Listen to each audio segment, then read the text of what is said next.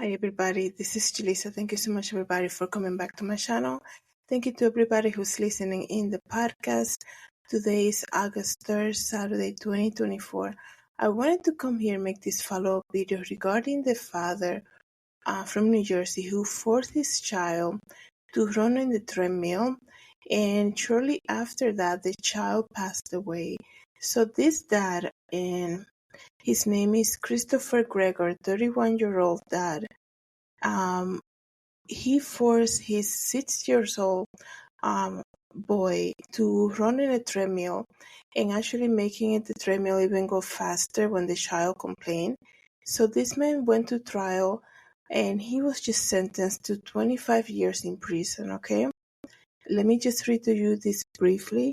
A New Jersey father who was convicted of aggravated manslaughter and endangering a child in the death of his 6-year-old son was sentenced to 25 years in prison Friday, so just yesterday.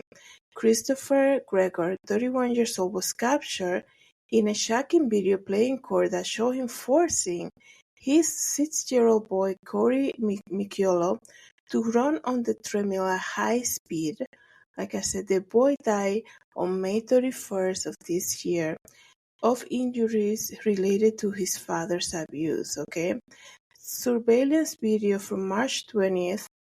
Actually, I do apologize. It says that it happened in 2021. I do apologize about that. Surveillance footage from March 20th, 2021, played during Gregor's trial shows Corey repeatedly struggling to stay on top of the moving belt of the treadmill.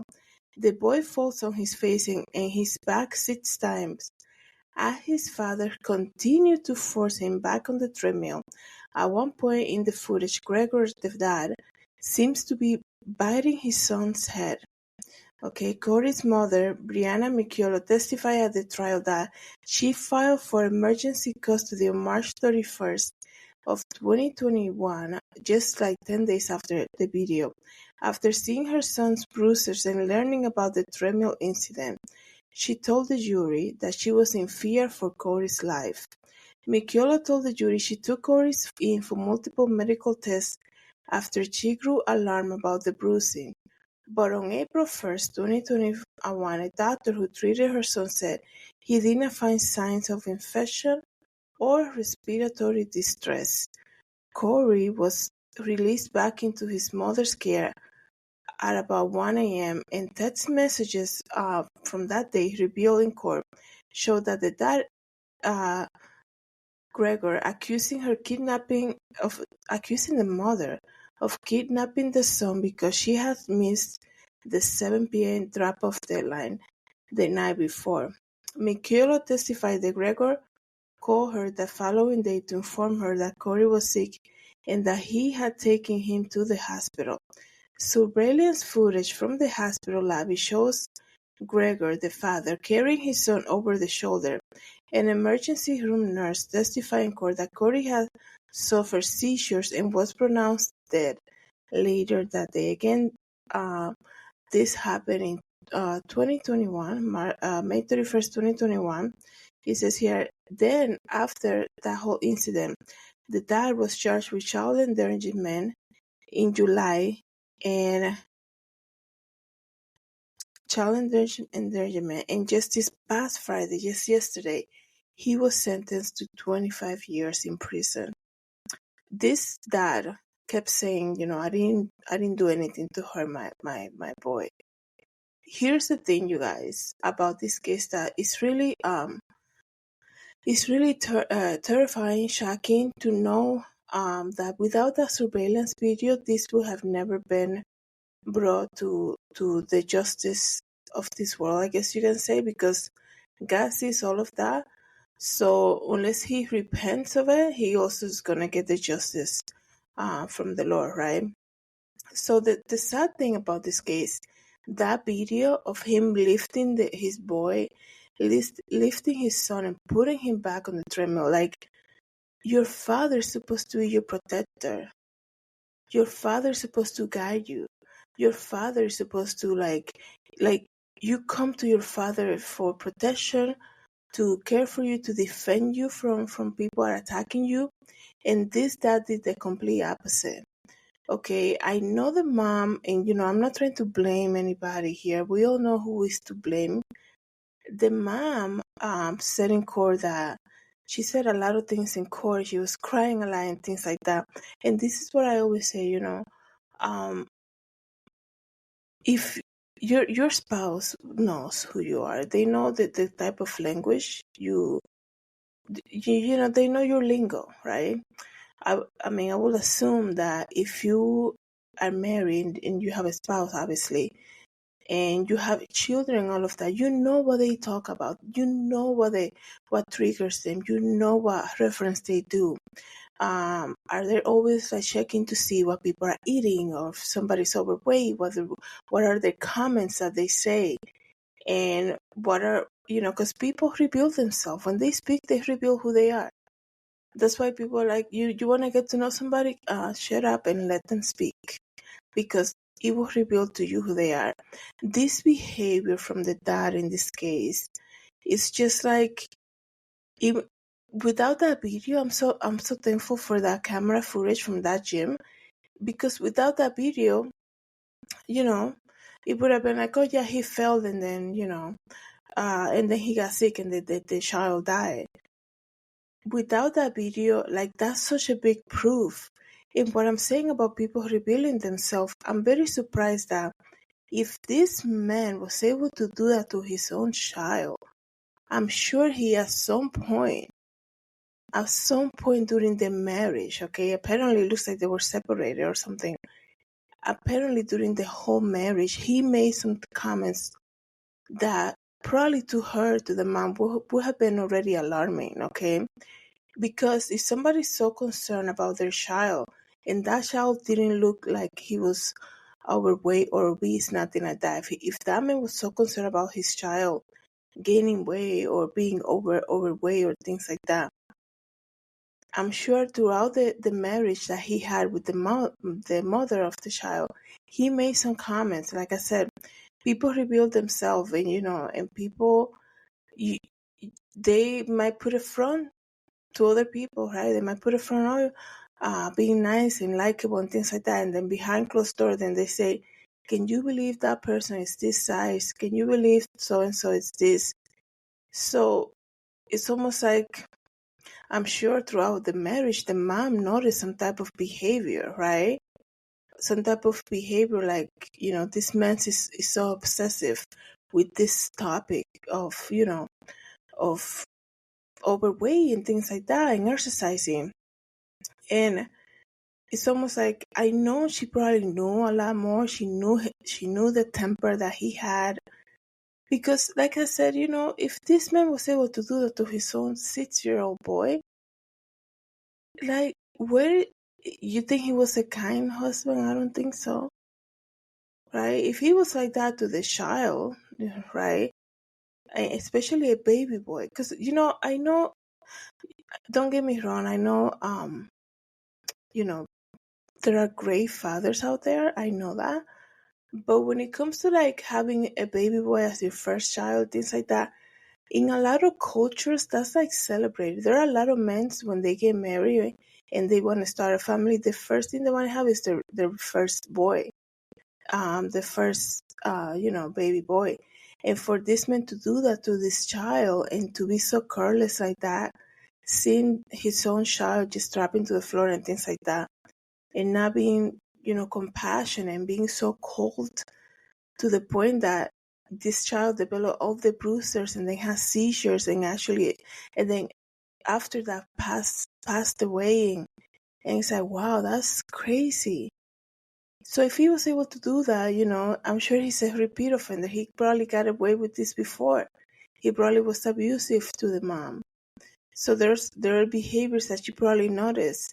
And I think a lot of the women, they want to, they want to hide behind this, he's not that bad.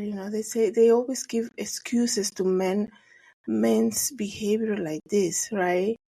But you have to speak up, and you have to get out, because if that man is abusive to you, he will be abusive to the children, regardless of what you might think, right? When people are loose with their hands and they have an abusive behavior, they have a verbal abusive style, rest assured they're gonna do it to whoever they can get, whoever they have authority under. It could be they might actually be like that at work too. I mean, I have seen people at work, like supervisors, that you're like, oh my goodness, this man comes here and he just works here and he's screaming at that young lady, like berating her verbally. And it's like, he goes to like he has a wife and a family, and this man, like, how do you live like that? I remember one time I used to work at this store, and there was this big supervisor. When he began, he wanted, he was just the biggest bully I ever met. He might look all professional. He can have all the experience that he can, pretend like that he accomplished, right? Because, you cannot take away people's experience and nothing like that. But he was the biggest bully I ever met. And I was like, oh my goodness, this man, like, he's here in this store for some hours during the day, and he terrorizes everybody. And it makes you think, wow, like, and at one point I remember saying, wow, he goes home to a family after he comes here and like screams at everybody. He goes home and like, if he's so freely and loose and like so freely, openly to be a bully to people that are just co-workers, just because he's like the supervisor. Imagine how he is at home. Like, because everybody here could just quit and get another job, right?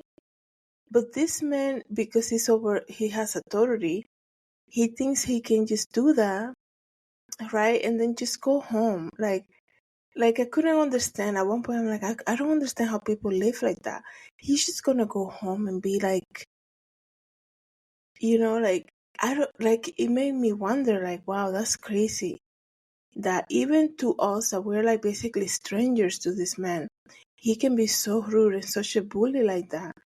And then turn around and like clock out basically and just go home and go to a family. Like, if he's like that to us, imagine how he is to his own family.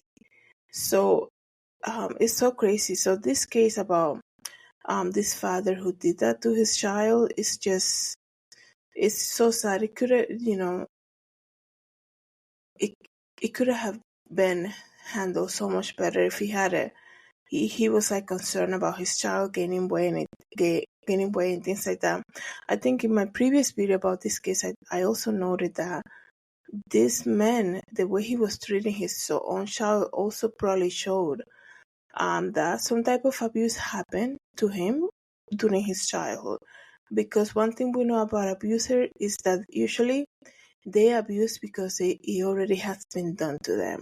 It's not an excuse. It's just when any type of abuse enters somebody, it's usually because it had happened to them, right? It could be verbal abuse, sexual abuse, any type of abuse, physical abuse. Usually they freely do it because they have seen it, even they have seen it done at their home by a parent, or also it have been done to them too. So they're so freely to do it like that, right? And it's just, because usually when you hear people who were abusers and they end up in jail, like this man, right? They usually say, oh yeah, my dad was horrible to us growing up, this and the others. Usually create a chain reaction. That's why abuse is so horrible. Everything about abuse is just negative. There's nobody's saying anything positive about it. I think it's a horrible thing. A lot of the times, verbal abuse is probably most horrible, and people get away with that so many times. So crazy. People are so quick to just open their mouth and with their own words, just probably just bomb it on people. People that are creating the image of God, and they're so quick to just bomb it on people and be so careless, right? It's so sad it happens so often, and like I said, people do it so freely. Especially people that have authority, some sort of authority over you. They're so quick to do it, and and even if they don't even have authority, they don't even have to have authority. Just because they see something in you that kind of like makes them feel inferior somehow, they might want to exercise a type of verbal abuse into you. I think in this case, with the child and the father in the forcing the child in the treadmill, nobody really wins here. We have a child that's basically was taken away from the mom, and like I said, people think that doing things in the dark, doing things behind closed doors is not gonna come to light at some point. God is gonna expose everything. Thanks be to God for that video. Thanks be to God that that video was released. It reminded me just now about the Sean Combs, P. Diddy, like when Cassie came out in December and spoke about it, and he basically denied everything against God. And then, God, the tape came along of this music mogul, right? Brand entrepreneur guy who walking around like thinking he's so high in life and accomplishing so many dreams and building empires, right? That's what people always put these celebrities in pedestals, and they accomplish so much and they have done so much, and they're beating up their girlfriend in a hotel like they're a piece of trash. And not just like beating them once and being, oh, I'm sorry, my temper got out of me. Doing it repeatedly, on purpose, persistently. And they think they're just going to live life alone like nothing happened. It's just people are playing with fire, man. Like God is going to expose everything. God is going to expose everything. It's just so crazy, you guys.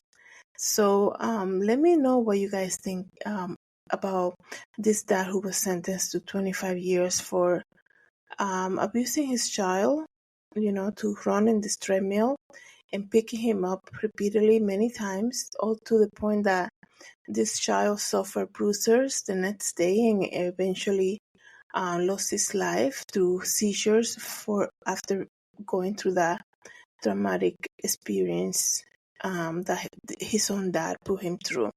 Let me know what you guys think about this and what you think about the sentence of 25 years in prison for the dad.